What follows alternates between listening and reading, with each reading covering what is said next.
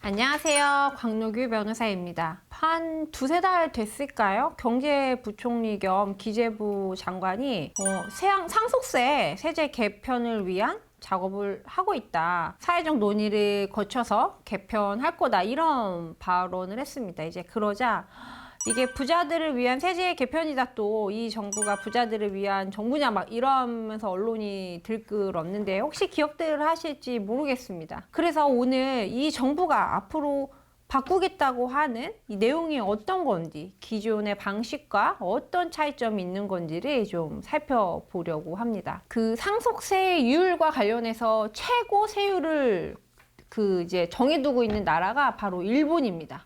일본 같은 경우에는 55% 최고 세율을 갖고 있고요. 그다음 두 번째가 이제 우리나라거든요. 이제 우리나라가 상속세 최고 세율이 이제 50%입니다. 그런데 결과론적으로는 일본보다 우리나라가 납부하는 상속세가 훨씬 많다. 이제 이렇게 파악이 되고 있거든요.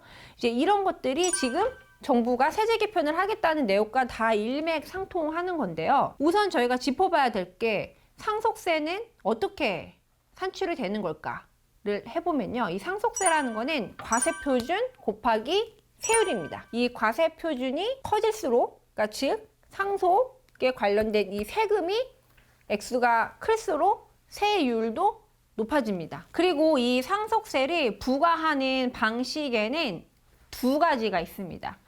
유산세 방식이라고 하는 것과 유산취득세라는 방식이 있는데요. 일단 유산세는 기존에 지금 저희가 취하고 있는 방식입니다. 즉 전체 상속 재산에 대해서 상속세를 부과하는 방식이고요. 유산취득세는 이제 대표적으로 일본이 이제 채택하고 있는 방식입니다. 즉 전체 상속 재산에 대해서 상속세를 부과하는 게 아니라 이 상속인이 개별적으로 내가 직접 받은 금액, 그 금액에 대해서 이 세금을 부과하는 방식입니다. 그래서 좀 전의 내용으로 돌아보면 이 상속세를 계산할 때 금액이 높아질수록 세율이 높아진다고 얘기를 했거든요. 그래서 이게 구체적으로 어떤 차이점을 갖는지를 좀 더 이제 생각을 해보면요.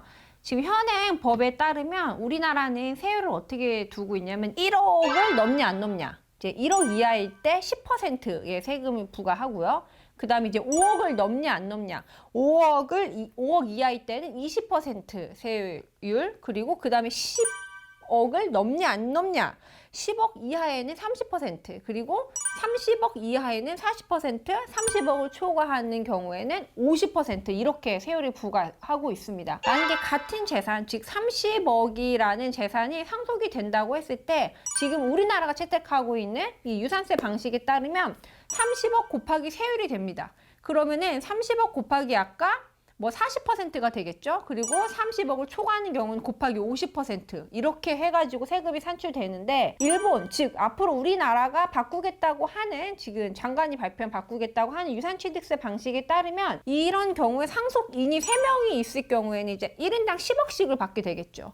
그러면은 인당 10억씩 해가지고서는 이 세율 같은 경우에 30%가 됩니다. 30억 곱하기 40이냐, 10억 곱하기 30 더하기 10억 곱하기 30 더하기 10억 곱하기 30이냐, 이제 이렇게 된다고 생각을 해보시면, 상속 재산이 많을수록, 상속인이 많을수록 세금이 줄어드는구나, 이해가 되실 거예요. 아까서 제가 앞서서 상속세의 최고 그 세율은 일본이에요. 55%예요. 근데 실제로 우리나라가 세금을 더 많이 내요 라고 말씀드렸던 게, 아무리 1인이 많이 받아도 전체 상속 재산보다 이게 더 많아지기가 힘든 거예요. 그러니까 만약에 일본이나 우리나라나 이제 부유함이 비슷하다고 할 때 똑같은 100억을 받아도 실제 납부하는 세금이 이렇게 확 달라지기 때문에 최고 세율과 상관없이 우리나라가 결과적으로 세금을, 상속세를 제일 많이 내는 나라다.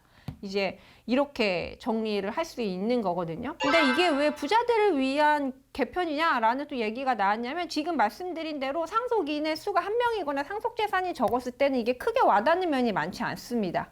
상대적으로 상속재산이 많아야 하고 그런 경우에 와닿고, 또 이게 논의가 시작된 게 지금 저희 방식을 취하면, 기존 방식을 취하면 그 기업이 그 경영권 승계가 안 된다고 하더라고요. 이게 3대째까지 이제 경영 승계가 되다 보면은 상속세 내고 나면은 빵원이래요. 빵원. 절대 할 수 없게 돼 버리니까 기업들도 막 편법 승계가 이루어지고 뭐 여러 가지 문제가 발생하고 또 중소기업 같은 경우는 이런 편법 승계조차 시도할 수 없어서 아예 가업 승계가 없어지는 이제 이런 사태가 발생하다 보니까 여기서 시작돼서 고민하기 시작한 것이 그런 다른 나라 상속제도는 어떻지 하다 보니까 이런 개편을 준비하게 되면서 오히려 약간 비판의 지금 이제 지점이 있게 되었습니다. 근데 어떻게 보면 좀 뭐 다 일장일단이 있습니다. 근데 지금 저희가 우리나라가 취하고 있는 유산세 방식은 국가가 일하기 훨씬 좀 편한 시스템입니다.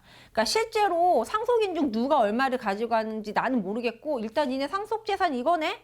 세금 때려. 이제 이렇게 하는 거거든요. 상속재산, 전체 상속재산을 파악하는 거는 크게 어려운 일이 아니기 때문에요. 정부가 일하기 훨씬 편합니다. 그런데 앞으로 정부가 바꾸겠다고 하는 유산취득세율 방식으로 가게 되면 실제로 누가 얼마의 상속을 받았는지를 다 과세관청에서 조사를 해야 됩니다. 그러니까 일이 훨씬 많고 번거로워지겠죠. 근데 또 한편으로는 이 세율이 변하는 거 아까 말씀드린 대로 뭐 1억, 5억, 10억 이 기점으로 세율이 바뀌는 걸 이용해 가지고 실제로 내가 10억을 받으면서 5억을 받는 것처럼 이런 뭔가 그런 꼼수들이 많이 발생할 수 있게 돼서 탈세의 위험도 커지고 또 이 탈세를 잡아내는 과세관청의 노력이 이제 또 배가 되는 이런 문제점도 생길 수 있습니다. 근데 어쨌든 우리나라가 상속세로 납부하는 세금이 어마무시하다고 하니까요. 이 상속세에 대한 뭐 대대적인 개편은 좀 필요하지 않나라는 생각이 듭니다. 여기에 대해서 아마 국민적 공감대는 충분히 있을 거라는 생각이 드는데요. 앞으로 뭐 세율이라든지 공제 항목을 좀 손보는 이제 이런 거에서 사회적 공감대, 또 사회적으로 어떤 이야기가 이루어지고 있는지를 잘 반영을 해서 이게 모든 국민들이 훨씬 낫다, 합리적이다라고 생각할 수 있는 방향으로 좀 세제 개편이 이루어져야 되지 않을까 생각을 해봅니다. 오늘은 기존의 상속세 부과 방식, 저희가 취하고 있는 거, 그리고 앞으로 바뀐다는 그 내용에 대해서 좀 이야기를 나눠봤는데요. 관련해서 궁금하신 내용이 있으시다면 댓글로 달아주시면 저희가 답변 드리도록 하겠습니다. 오늘 영상도 많은 분들께 도움이 되셨기를 바라면서 마치도록 하겠습니다.